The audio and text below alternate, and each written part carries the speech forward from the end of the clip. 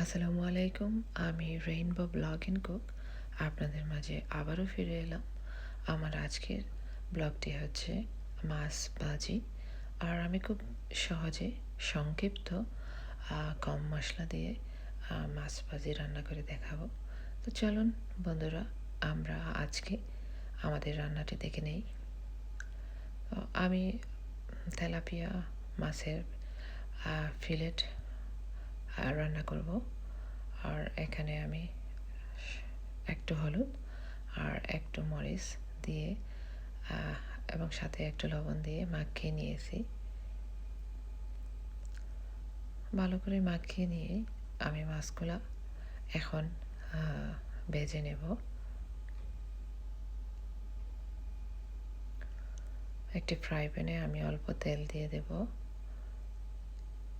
এবং এক পিস করে মাছ দিয়ে আমি ভেজে নিব। মাছ আমি ভাজবো যতক্ষণ পর্যন্ত মাছ ক্রিসপি বা গোল্ডেন কালার না হয়।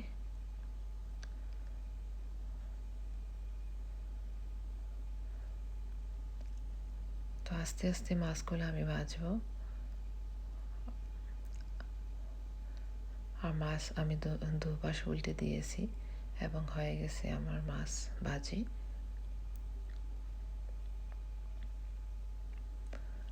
এখন আবারও আমি একটু পেঁয়াজ আর কাঁচামরিচ একটি ফ্রাই প্যানে ভেজে নেব। সাথে আমি টমেটো অ্যাড করেছি।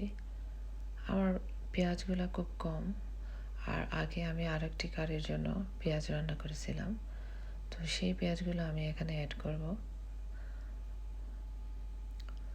তো দেখতে পাচ্ছেন আস্তে আস্তে পেঁয়াজগুলো গলে যাচ্ছে এবং আবারও আমি হাফ চামচ মরিচ এবং হলুদের গুঁড়া দিয়ে ভালো করে রান্না করে নেব পেঁয়াজগুলা, এবং অল্প পরিমাণে লবণ দেব।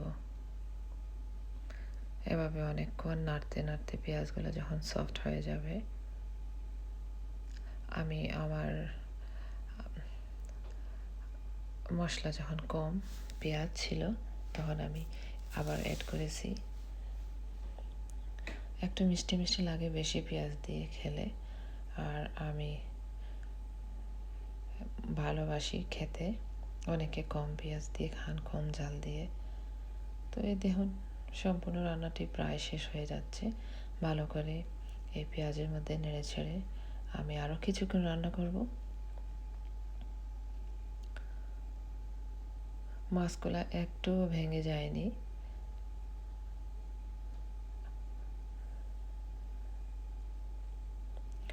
আর কাঁচামরিচ ডিপেন্ড করে আপনারা ঝাল কেমন খান। তো আমি সব কিছুই একটু অল্প পরিমাণে খাই। তো অলমোস্ট আমার রান্না শেষ। বন্ধুরা, যদি আমার ভিডিওটি ভালো লাগে প্লিজ লাইক, কমেন্ট এবং সাবস্ক্রাইব করতে ভুলবেন না। সবাই ভালো থাকুন, সুস্থ থাকুন। আবারও দেখা হবে, কথা হবে অন্য কোনো ব্লগে। আসসালামু আলাইকুম, আল্লাহ হাফিজ।